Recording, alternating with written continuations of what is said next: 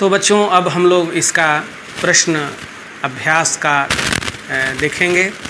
पहला प्रश्न है पाठ से, पीपल के पेड़ हमारे लिए किस प्रकार उपयोगी हैं। तो पीपल के पेड़ हमारे लिए उपयोगी हैं। पीपल के पेड़ ऑक्सीजन देते हैं भरपूर मात्रा में। अपेक्षाकृत सभी पेड़ों की तुलना में पीपल का वृक्ष ज़्यादा ऑक्सीजन मुक्त करता है, यह लाभ है। पीपल के पेड़ के नीचे शांति मिलती है, छाया मिलती है, विश्राम करने पर बहुत सुकून मिलता है। यह पीपल का पेड़ जो है छाया भी देता है, ऑक्सीजन देता है। इस पर कई प्रकार की पक्षियों का निवास होता है। जीव जंतु पक्षी इसके कोटरे में रहते हैं। तो इस प्रकार के यह जो पीपल का पेड़ है हमारे लिए, मानव के लिए बहुत उपयोगी है। ऐसे स्थिति में जब ऑक्सीजन की संकट से हम जूझते हैं, कभी कभी ऑक्सीजन के लिए छटपटाते हैं, ऐसी स्थिति में पीपल के पेड़ अधिक से अधिक लगाए जाएं ताकि उनसे ऑक्सीजन मुक्त हो और वायुमंडल में ऑक्सीजन की मात्रा संतुलन में बनी रहे। दूसरा प्रश्न है बच्चों, कैसा वातावरण मिलने पर बुलबुल पंछी गाने लगती है। तो वर्षा ऋतु में जब वर्षा हो रही हो, ठंडी ठंडी शीतल बयार बह रही हो, तो ऐसी स्थिति में बुलबुल जो है गाती है। मतलब कि वर्षा ऋतु के मनोरम मौसम में बुलबुल प्रसन्न होकर गाती है। तीसरा प्रश्न है, वन्य प्रांत के सौंदर्य का वर्णन कीजिए। तो वन्य प्रांत के सौंदर्य का वर्णन आपने सुना कि वन्य अनेक प्रकार के वृक्ष हैं, कटीली झाड़ियां हैं, झील है, तालाब है जिसमें कमल खिले हुए हैं, जिसमें मराल हंस क्रीड़ा कर रहे हैं, तैर रहे हैं। बड़ा ही सुंदर दृश्य होता है। तो इस प्रकार के वन्य प्रांत का जो सौंदर्य है वो जहाँ खूबसूरत है, सुंदर है, वहीं वह एकांत में शांति भी देता है। शांत क्षेत्र है, एकांत का क्षेत्र है जहाँ शांति और आराम विश्राम का महसूस मनुष्य पहुंचकर करता है। तो इस तरह से वन्य प्रांत जो हैं वो जहाँ प्राकृतिक सौंदर्य से के मनोरम हैं, वहीं वह मनुष्य की शांति के लिए, मनुष्य के प्रसन्नता के लिए, एकांत के लिए भी यह बहुत उपयुक्त जगह है।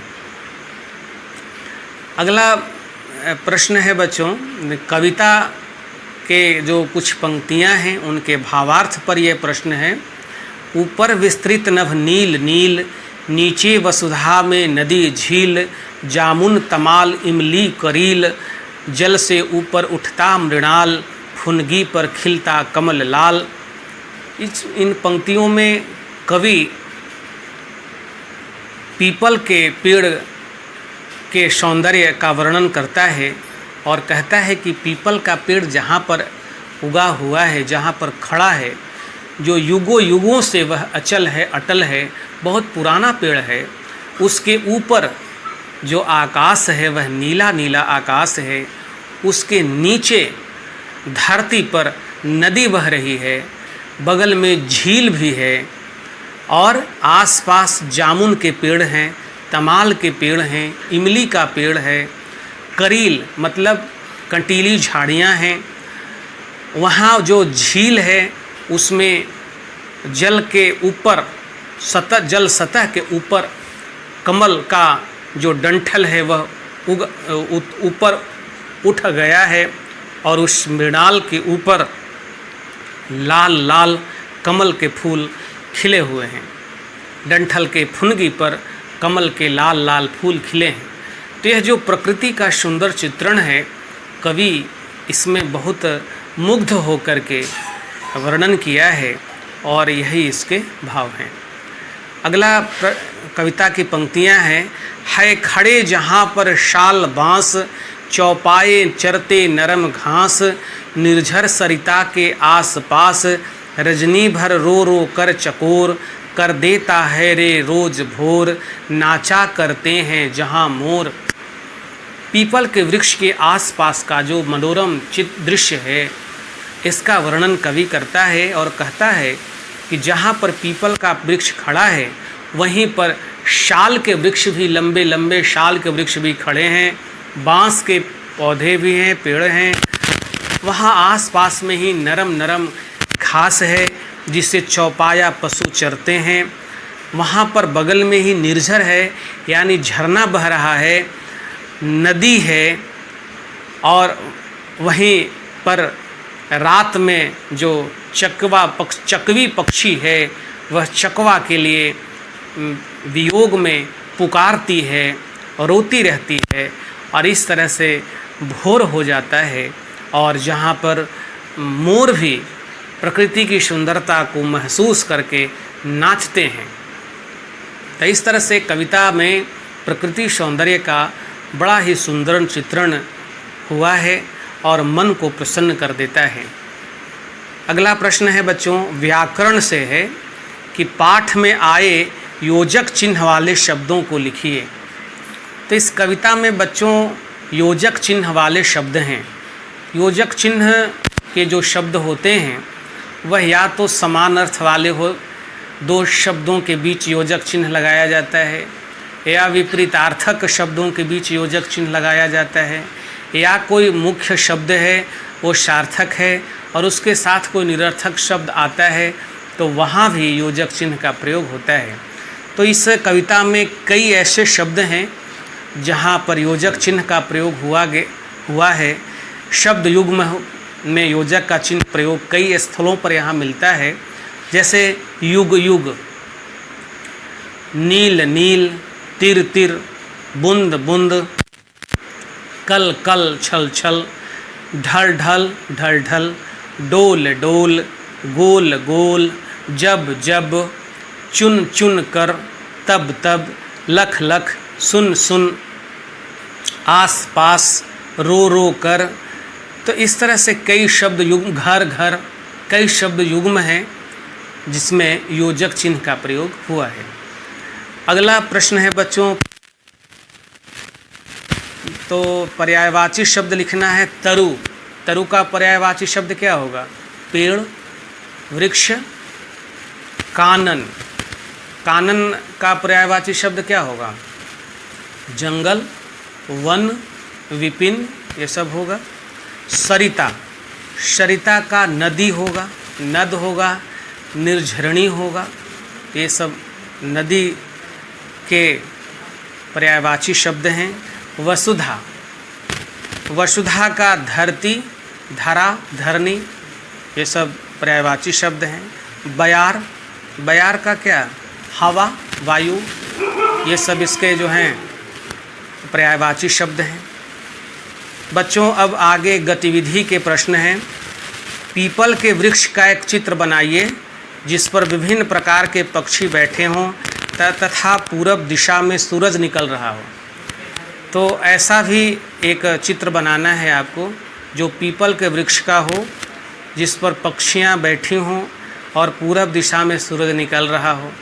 तो आप यह चित्र ज़रूर बनाइएगा। मैं आपको यह गृह कार्य के रूप में प्रश्न दे रहा हूँ। दूसरा है पेड़ों का महत्व, इस विषय पर कक्षा में गोष्ठी का आयोजन कीजिए। पेड़ों के महत्व पर एक आप आलेख लिखिए और उसे फिर हम लोग जब क्लास में मिलते हैं, कक्षा में मिलते हैं, तो गोष्ठी का रूप देंगे। तो पेड़ के महत्व पर भी आप एक निबंध लिखिएगा। तीसरा है वनस्पतियों का प्रयोग विभिन्न रोगों के इलाज हेतु औषधि के रूप में किया जाता है। उन वनस्पतियों की सूची इलाज की जाने वाली बीमारियों के साथ बनाइए। कई प्रकार की वनस्पतियां हैं, पेड़ पौधे हैं जिसका उपयोग हम इलाज में करते हैं। तो ऐसे कौन कौन से पेड़ हैं जिसका उपयोग हम इलाज में करते हैं? तो उदाहरण यहाँ है तुलसी का पत्ता। तो तुलसी का पत्ता हम खांसी में उपयोग करते हैं। इसके बाद नीम का जो पौधा है, पत्तियाँ हैं नीम की पत्तियाँ, तो नीम की पत्तियों का हम उपयोग करते हैं घाव होने पर।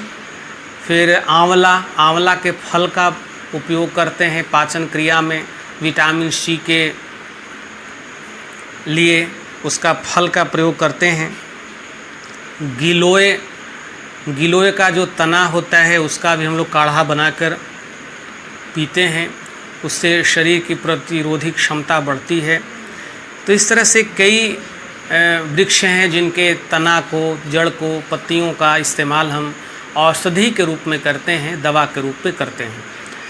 अदरक है तो अदरक का तना हम प्रयोग करते हैं, सर्दी खांसी में उसका प्रयोग करते हैं। तो इस तरह से कई पौधे हैं जिनके तना को, पत्ती को, जड़ को हम औषधि के रूप में रोगों के इलाज के लिए प्रयोग करते हैं। तो इस तरह से बच्चों ये पाठ जो है वो प्रकृति सौंदर्य का है, प्रकृति की सुंदरता का वर्णन इसमें मिलता है। इसमें आपने देखा कि पेड़ हैं, झरने हैं, नदी, चिड़ियाँ, ऋतुएँ, ये सब का वर्णन बड़ा ही सुंदर तरीके से मिलता है। यह जो कविता है प्रकृति की सुंदरता को दिखाती है और प्रकृति से कैसे हमें जुड़कर रहना चाहिए, प्रकृति की रक्षा करनी चाहिए, प्रकृति में संतुलन बने रहे, इसके लिए हमें पर्यावरण को सुरक्षित रखना है, स्वच्छ रखना है, प्रदूषण नहीं फैलाना है, प्रदूषण में वृद्धि नहीं करनी है। तो यह सब तरीके अपनाकर वृक्षारोपण करना है, यह सब तरीके अपनाकर ही हम प्रकृति का लाभ ले सकते हैं। प्रकृति जब तक जीवित है तब तक हमारा जीवन है, प्रकृति के नष्ट होने पर हमारा जीवन बचा नहीं रहेगा। इसलिए प्रकृति की सुरक्षा और संरक्षण बहुत ज़रूरी है, मानव जीवन के लिए ज़रूरी है, मानव के अस्तित्व के लिए, पेड़ पौधे, पशु पक्षियों के अस्तित्व के लिए प्रकृति को संतुलन में रखना बहुत ज़रूरी है। तो बच्चों अब मैं यह पाठ यहीं समाप्त करूँगा।